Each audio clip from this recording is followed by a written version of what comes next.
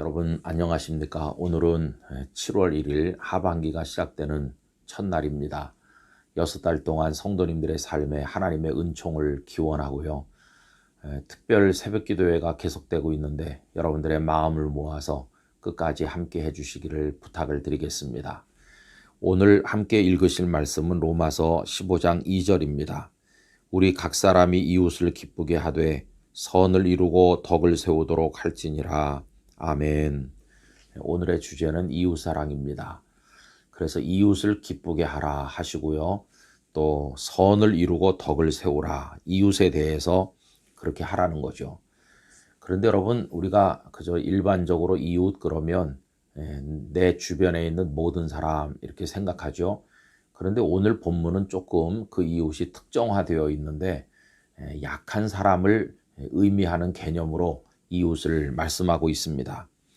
오늘 우리가 읽은 이 말씀은 그 앞에 1절과 연결이 돼요. 제가 1절을 읽어보겠습니다.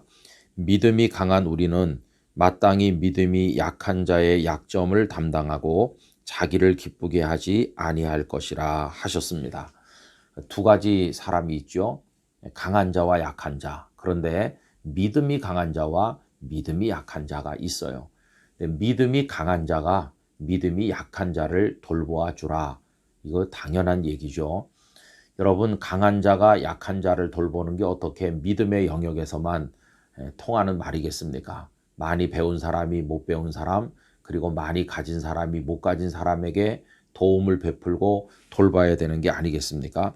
그래서 모든 영역에서 강자가 약자를 돌보는 삶이 있어야 됩니다. 그런데 세상이 왜 마음 아픈 일이 많고 슬픈가? 이게요, 거꾸로거든요. 약자가 강자를 위해서 존재하는 세상이 된 겁니다.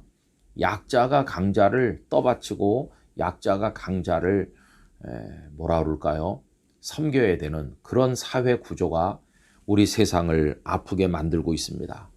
여러분, 조선시대 때 사대부 양반 계급들을 평민과 노비들이 떠받쳐 오지 않았어요? 그 사대부 양반들을 위해서 얼마나 희생적으로 그들이 고통받아 왔나 하는 것을 우리가 알고 있습니다. 근데 강자가 약자를 도우라고 성경은 말씀하는데 세상은 거꾸로이기 때문에 온갖 비극이 발생하는 거죠. 강한 자는 강한 자대로 점점 폭력적, 억압적으로 되어가고 많은 약자들을 위해 군림해서 호령을 합니다.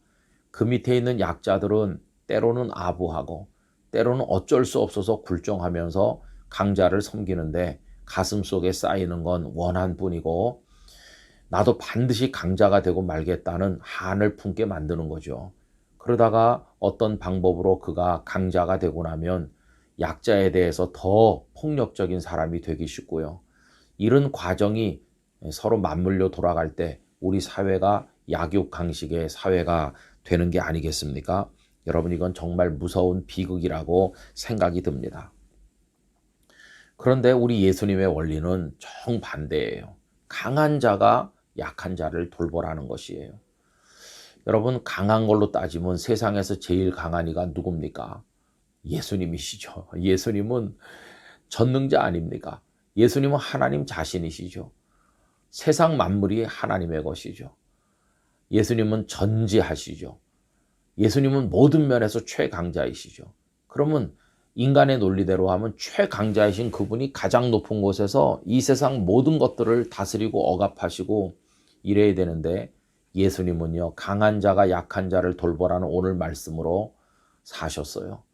그 높고 높으신 분이 낮은 곳에 오셔서 더 낮아지셨고 그 강하고 강하신 분이 이 땅에 병들고 연약한 이들 곁에 오셔서 그들의 친구가 되시고 그 연약한 자들을 돕기 위해서 죽기까지 하신 겁니다. 여러분, 오늘 본문은 그 다음 3절과 연결되는데 그리스도께서도 자기를 기쁘게 하지 아니하셨나니. 세상의 강자들은 다 자기를 기쁘게 하잖아요. 그런데 우리 주님은 당신 자신을 기쁘시게 하지 아니하셨나니 기록된 바 주를 비방하는 자들의 비방이 내게 미쳤나이다 함과 같으니라.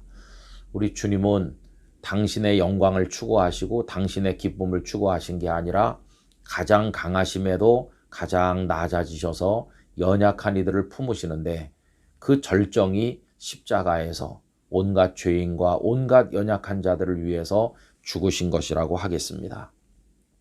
하나 여쭤보죠. 성도님들은 강자이세요? 약자이세요? 우리가 교회에서 흔히 이런 말 많이 해요. 아유, 저는 약해서요. 저는 믿음이 없어서요. 저는 부족해요. 이런 말을 많이 하는데 어떤 때는 그렇게 말해야 겸손하다고 생각하는 것 같아요. 물론 겸손하기 때문에 그렇게 말하는 경우도 있겠죠.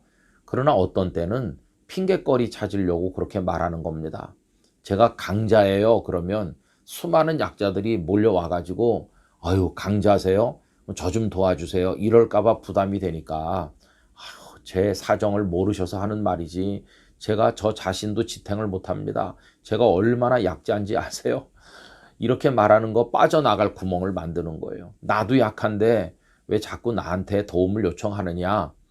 이렇게 빠져나갈 핑계거리 만들려고 한다면 이건 정말 좀 문제가 있는 거죠.